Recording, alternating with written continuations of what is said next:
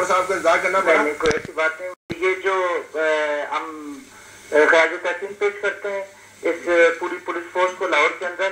جس نے پر وقت ایک میرج کے اوپر فیصلہ کیا اور عوام کے اس ریلے کو دیکھتے ہوئے انہوں نے اس کو روکنے سے انکار کر دیا اور کسی بھی گرفتاری سے انکار کر دیا. یہ وجہ،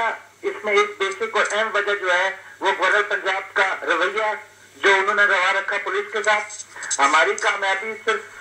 پی ایم ایل این یا وکلاء کی کامیابی نہیں ہے، پورے پاکستان کے عوام کی کامیابی ہے.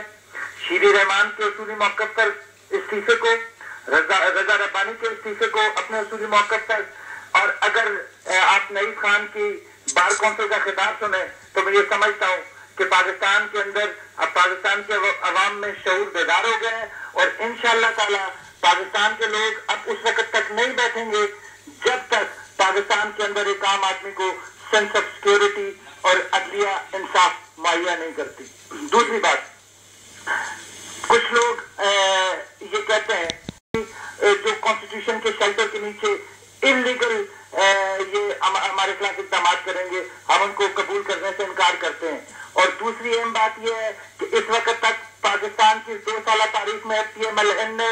جتنے بھی جلسے، جتنے بھی جلوس اور جتنی بھی تحریکیں چلائی، اس میں اس قسم کا کوئی واقعہ بھی سرزد نہیں ہوا، کسی قسم کی کوئی دہشت گردی اور کسی قسم کا کوئی ایسا واقعہ نہیں ہوا جس سے کسی انسانی جان کو نقصان پہنچے.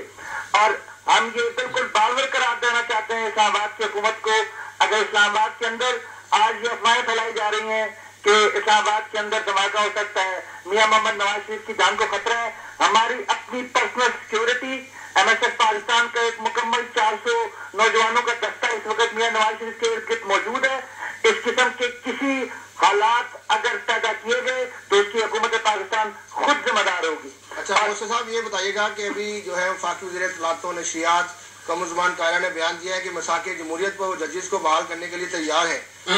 تو آپ اس حوالے سے آپ کیا کہتے ہیں کہ آپ کی جماعت کے قائدین اس بات پر رضامند ہو جائیں گے کہ؟ دیکھیں جی، بڑی سمپل سی بات ہے بھائی، کہ بات یہ نہیں ہے، لوگ یہ بات سمجھنے سے قاصر ہیں. 270AA یہ وہ کانسٹیٹیوشن ہے انڈمنیفائی کر دیا جائے، لیکن 3 نومبر کے بعد ایک ایسا قانون جو 270AA کے نام پر پاکستان کے اوپر مسلط کیا گیا ہے ایک ڈکٹیٹر کی طرف سے. ایمرجنسی تو 18 فروری کو انہوں نے اٹھا لی، لیکن اس وقت وہ قانون جو ہے جو پرویز مشرف نے اس ملک کے اوپر ایک انڈیویجول اور ڈکٹیٹر کی حیثیت سے اس ملک کے اوپر لاگو کیے تھے، وہ ایک سولین صدر کو ٹرانسفر ہو کر اس ملک کی کانسٹیٹیوشن کا حصہ بن گئے، جو انلیگل ہے، جس کو 2/3 اکثریت نے اس وقت تک انڈمنیفائی نہیں کیا. ہمارا موقف یہ ہے کہ اگر پاکستان کا کانسٹیٹیوشن اور پاکستان کی عدلیہ اگر 3 نومبر کی پوزیشن پر بحال ہوتی ہے تو آٹومیٹکلی یہ قانون جو ہے وہ نیگلیفائی ہو جاتا ہے. ہمارا موقف چودھری افتخار احمد چودھری، دیکھیں جی 7 سال کی تاریخ میں ایک صفدر شاہ صاحب سے ذوالفقار علی بھٹو کی پھانسی کے دوران اس فیصلے کے خلاف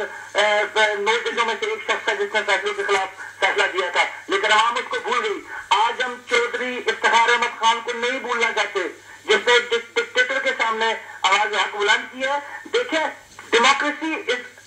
government of the people, for the people and by the people. اگر پاکستان کی عوام یہ چاہتی ہے کہ افتخار احمد چودھری کو بحال کیا جائے تو میرے خیال میں، اور وہ کلا اگر آپ پی سی او کے تحت کہتے ہیں، اس میں بھی سپریم کورٹ کا صدر، صوبائی جتنے بھی بار کونسل ہیں ان کے صدر اور سیکرٹری جنرل اس میں شامل ہیں. 50% اگر آپ وہ کمیٹی بناتے ہیں اس میں اپوزیشن کو 50% نمائندگی دی گئی ہے اس میں. اس طرح سے بھی یہ سب لوگ بحال ہوتے ہیں، لیکن ایک لمبے پروسیس میں ہمارا کوئی اختلاف نہیں، کسی قسم کے کوئی مذاکرے کی ضرورت نہیں. پاکستان کے عوام سے وعدے کیے گئے تھے ان سے انحراف نہ کیا، ان کو پورا کیا جائے تو آج یہ ساری سچویشن ڈیفیوز ہو جائے گی. ٹھیک ہے موسیٰ صاحب، ایک بات بتائیے گا کہ آپ سمجھتے ہیں کہ لانگ مارچ اور دھرنا ہی اس مسئلے کا حل ہے؟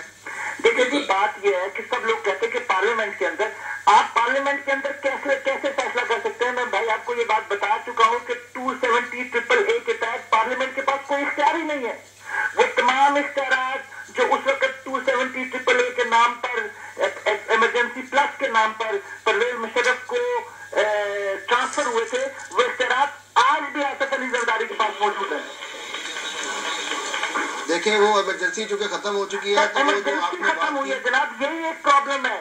یہی ایک وہ ٹیکنیکل خرابی ہے جس کے بارے میں جس کا احتجاج ہے کہ اس ٹیکنیکل پرابلم کا یہ ہے کہ ایمرجنسی تو آپ نے اٹھا لی، لیکن ابھی سینٹ کا جو آپ کے ممبران نے حلف لیا ہے یہ 270 کی کانسٹیٹیوشن کے تحت یہ حلف ہوا ہے، ریکارڈ کو اٹھا کے دیکھ لیں اس کے بارے میں. چونکہ آپ نے بات کی کہ وہ ایمرجنسی کے حوالے سے وہ نافذ کی گئی تھی، لیکن وہ چونکہ ایمرجنسی ختم ہو چکی ہے، 1 سال اب جمہوری حکومت کو ہو چکا ہے، اب تو حالات جو ہے وہ آگے کی طرف ہے. لیکن میں عرض کر دوں تھوڑی سی، ایمرجنسی ضرور اٹھ چکی ہے لیکن وہ جو قوانین تھے، وہ جو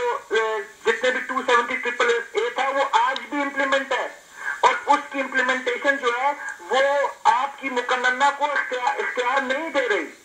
اور دوسری بات یہ ہے کہ ہم پارلیمنٹ کے اندر کیسے کر سکتے ہیں کہ آلریڈی ایک پیپلز پارٹی کی گورنمنٹ ہے، چیف ایگزیکٹو کے پاس اختیارات نہیں ہیں، اختیارات منتقل ہیں اسی طریقے سے جس طریقے سے پہلے پرویز مشرف کو منتقل تھے، آج ایک سول صدر کے پاس منتقل ہے. تمام اختیارات ایوان صدر کے پاس ہیں، احکامات ایوان صدر جاری کرتا ہے. تو آپ مقننہ سے کیا توقع کر سکتے ہیں کہ وہ کوئی